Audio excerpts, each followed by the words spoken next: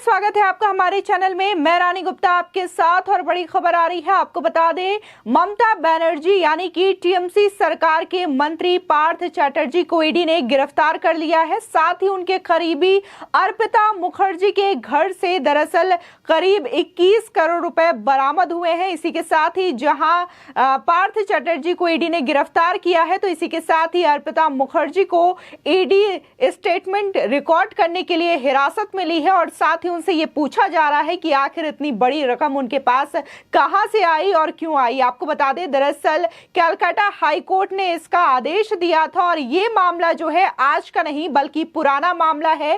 शिक्षा घोटाले से जुड़ा हुआ ये मामला है जिसकी वजह से पार्थ चैटर्जी को ईडी ने गिरफ्तार किया। इसी के साथ ही जहां ईडी इसकी तलाश कर रही है, जांच कर रही है, तो इसी के साथ ही इस केस की जांच सीबीआई के हाथों में भी है। आपको बता दें कि देखा गया था कि कल ही ममता बनर्जी शहीद दिवस के मौके पर यह कहती हुई नजर आ रही थी कि इस देश में अगर एकमात्र जो ईमानदार पार्टी है तो वो सिर्फ टीएमसी है, लेकिन दूसरे ही दिन इतनी बड़ी रकम उनके ही पार्टी के करीबी मंत्री के यहां से मिलती है, तो ये सच में सोचने वाली बात होती है। और इसी के साथ ही ये मामला बहुत पुराना मामला है, तो सवाल ये भी उठता है कि आखिर अब तक इस मामले की जांच क्यों नहीं की। और ऐसा माना जा रहा है कि इस मामले को लेकर के जहां पार्थ चैटर्जी की गिरफ्तारी हुई है, अर्पिता मुखर्जी ईडी की हिरासत में है, तो इससे जुड़े और भी लोग गिरफ्तार हो सकते हैं और ममता बनर्जी पर भी इसकी आज साफ साफ देखने को मिल सकती है।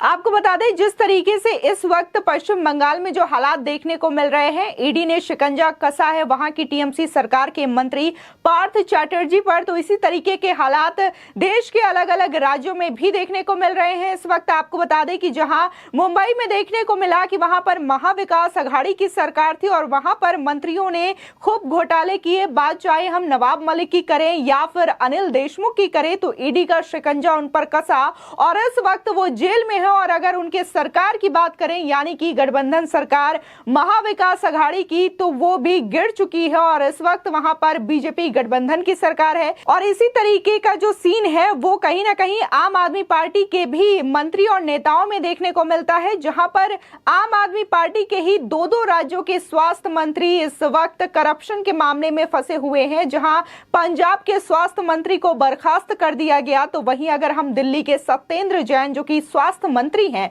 उनकी बात करें, तो वो भी इस वक्त ईडी की हिरासत में है। ईडी ने उन्हें मनी लॉन्ड्रिंग मामले में गिरफ्तार किया हुआ है और इसके बावजूद ममता बनर्जी ये कहती है कि उनकी पार्टी ही इस देश की ईमानदार पार्टी है। और ये जो वाकया है कल उनकी पार्टी के साथ भी देखने को मिला जब उनकी करीबी के यहां से 21 करोड़ रुपए बरामद किए गए। आपको बता दें कि ममता बनर्जी को विभिन्न स्टेजों में अभिनेत्री अर्पिता मुखर्जी की तारीफ करते हुए भी सुना गया है। दरअसल वो जो है अर्पिता मुखर्जी द्वारा किए गए कार्यों की प्रशंसा करते हुए भी दिखाई दी और कहा कि जो आप कर रही हैं वो बहुत ही सराहनीय कार्य है। इसी के साथ ही कहा जा रहा है कि इस मामले से जुड़े और भी लोगों को गिरफ्तार किया जा सकता है। वहीं इस मामले पर बीजेपी के कई नेताओं ने भी ममता बनर्जी सरकार पर निशाना साधा और आपको बता दें कि इसमें दिलीप घोष, इसी के साथ ही सुकांता मजूमदार और शुभेंदु अधिकारी ने भी निशाना साधते हुए ये कहा कि ये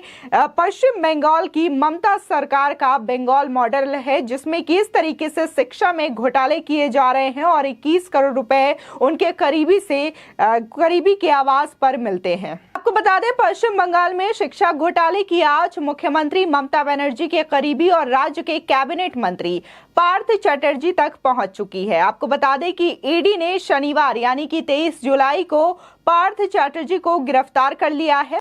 वहीं उनकी नजदीकी माने जाने वाली अर्पिता मुखर्जी को भी ईडी ने हिरासत में ले लिया है। आपको बता दें, अर्पिता के घर से करीब 21 करोड़ रुपए की नकदी बरामद हुई थी।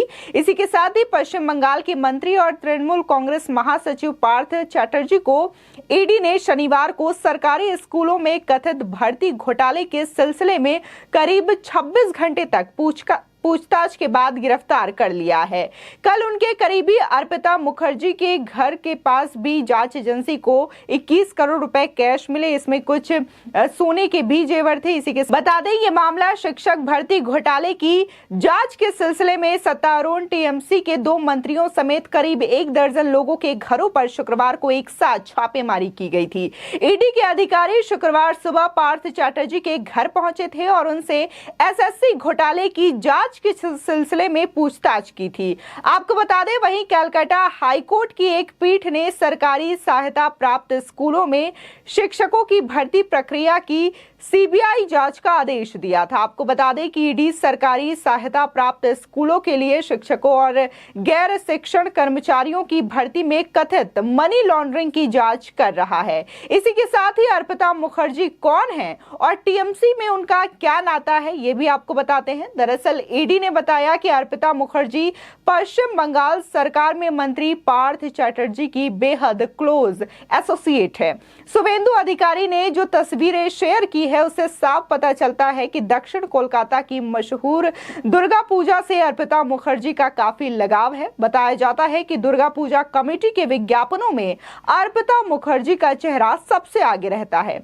इसी के साथ ही रिपोर्ट के मुताबिक अर्पिता मुखर्जी कुछ बंगाली, ओडिया और तमिल फिल्मों में भी काम कर चुकी हैं, यानी कि वो एक फिल्म अभिनेत्री हैं और ऐसा माना जा रहा है कि दुर्गा पूजा कमेटी के जरिए ही पार्थ से अर्पिता की मुलाकात हुई। इसी के साथ ही टीएमसी ने इससे साफ इनकार कर दिया है कि अर्पिता मुखर्जी का पार्टी से कोई लेना देना है। लेकिन जिस तरीके से मंच में देखा गया कि कैसे ममता बनर्जी ने अर्पिता मुखर्जी की तारीफ की थी, तो इससे इनकार नहीं किया जा सकता कि टीएमसी या फिर ममता बनर्जी या फिर पार्थ चैटर्जी से अर्पिता मुखर्जी का कोई लेना देना नहीं है। आपको बता दें, इसी के साथ ही नेता प्रतिपक्ष शुभेंदु अधिकारी ने तंज कसते हुए कहा कि मैं योग्य मेधावी उम्मीदवारों की याचिका पर विचार करने के लिए माननीय कलकत्ता हाईकोर्ट का आभार व्यक्त करता हूं, जिन्हें एसएससी द्वारा शिक्षक के रूप में नियुक्ति से वंचित कर दिया गया था। इसके बाद की कानूनी कार्रवाई के परिणाम सामने आने लगे हैं और एक पीढ़ी के आंसू अब व्यर्थ नहीं जाएंगे। इसी के साथ ही आपको बता दें कि गिरफ्तारी के बाद पार्थ चैटर्जी को मेडिकल के लिए ले जाया गया है। हालांकि सुबह के वक्त पार्थ चैटर्जी ने स्वास्थ्य खराब होने की बात बताई थी। इसके बाद 2 डॉक्टरों की टीम भी मौके पर पहुंची थी। आपको बता दें कि कलकत्ता हाईकोर्ट के निर्देश पर भर्ती घोटाले के आरोपित मंत्री पार्थ चैटर्जी के घर पर अधिकारियों की टीम पहुंची थी और 22 जुलाई को ईडी की टीम ने पार्थ चैटर्जी की करीबी अर्पिता मुखर्जी के घर पर भी छापेमारी की थी और इस दौरान ही उन्हें भारी मात्रा में कैश बरामद हुए थे।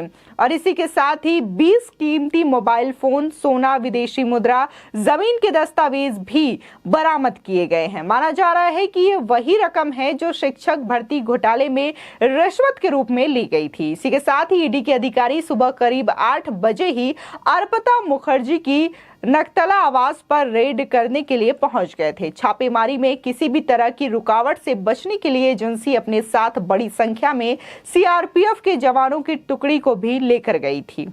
आपको बता दें, ईडी को इंटेलिजेंस इनपुट मिले थे जिसके आधार पर यह कार्रवाई की गई। केंद्रीय जांच एजेंसी ने कई और ठिकानों पर भी छापेमारी की। इसमें पार्थ चैटर्जी, वर्तमान शिक्षा मंत्री माणिक भट्टाचार्य, आलोक कुमार सरकार और कल्याण मॉय गांगुली समेत कई अन्य लोगों के नाम भी शामिल है। कहा जा रहा है कि एजेंसी को भी किसी तरीके का पुख्ता सबूत मिला है जिसकी वजह से वो रेड कर रहे हैं। बता दें, पश्चिम बंगाल के वर्तमान वाणिज्य और उद्योग मंत्री हैं पार्थ चैटर्जी। इसके पहले वो शिक्षा मंत्री रहे हैं। कहा जाता है कि उनके शिक्षा मंत्री रहने के दौरान ही पश्चिम बंगाल स्कूल सेवा आयोग यानी कि एसएससी और पश्चिम बंगाल प्राथमिक शिक्षा बोर्ड में घोटालों को अंजाम दिया गया था।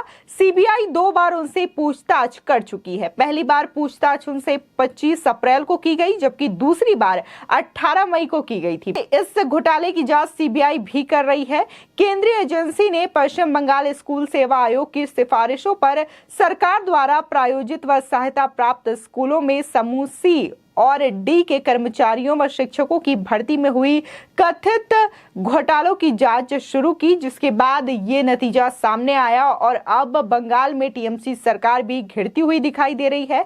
जहां टीएमसी सरकार में मंत्री रहे और इन्होंने कई मंत्री पद संभाले, जहां वो शिक्षा मंत्री थे पार्थ चटर्जी, तभी उनके मंत्री रहते ये बड़ा घोटाला हुआ, जिसको लेकर के ईडी ने उनसे 2 बार पूछताछ की और तीसरी बार जब वो पूछताछ किए उसके बाद उन्हें गिरफ्तार कर लिया गया। और अब ऐसा माना जा रहा है कि इसको लेकर के कई और गिरफ्तारियां देखने को मिल सकती है। और जिस तरीके से ममता बनर्जी बार बार ये दावा करती हैं कि उनकी पार्टी जो है ईमानदार पार्टी है और जो सीबीआई और ईडी का इस्तेमाल केंद्र सरकार अपने लिए करती है, यानी कि उनका लाभ उठाती है, तो ये भी कहीं ना कहीं गलत है। क्योंकि जिस तरीके से पुराने मामले सामने आ रहे हैं उससे यही साबित होता है कि जब तक जो दूसरी पार्टी की सरकार थी वो इन तरीके के घोटालों पर ध्यान नहीं देती थी और शायद इसकी वजह से ईडी और सीबीआई अपना काम पूरी तरीके से नहीं कर पाती थी। आपकी इस खबर पर क्या राय है हमारे कमेंट सेक्शन में जरूर बताएं। आगे की और भी अपडेट के लिए चैनल को सब्सक्राइब करना ना भूलें।